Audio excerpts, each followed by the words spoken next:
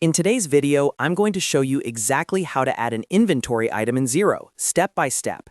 If you sell physical products and need to track stock, pricing, and sales correctly inside Xero, this is something you absolutely need to know.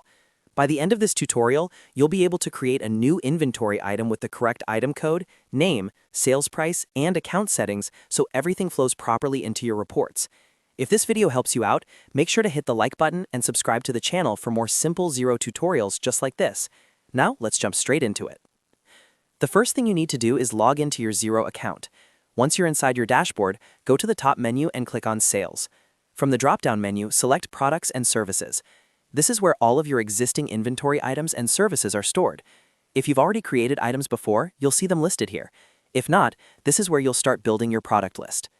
Once you're on the Products and Services page, look toward the top right corner of the screen. You'll see a green button labeled New Item. Go ahead and click on that. This will open the item creation screen where you can enter all the details for your new inventory product. Now we're going to fill in the important fields. The first box you'll see is Item Code. This should be a short, simple nickname for your product. For example, if you're selling coffee beans, you might type something like coffee. Keep it short and easy to recognize because this code helps you quickly search and identify items inside Xero. Next, move to the Name field. This is where you enter the full product name that will appear on invoices and reports. Using the same example, you could type French roast beans. Make sure the name is clear and professional because your customers may see this on their invoices. Now scroll down to the section labeled For Selling. This is where you define how the item behaves when you sell it to customers. In the Unit Price field, enter the selling price for the product. For this example, type $20.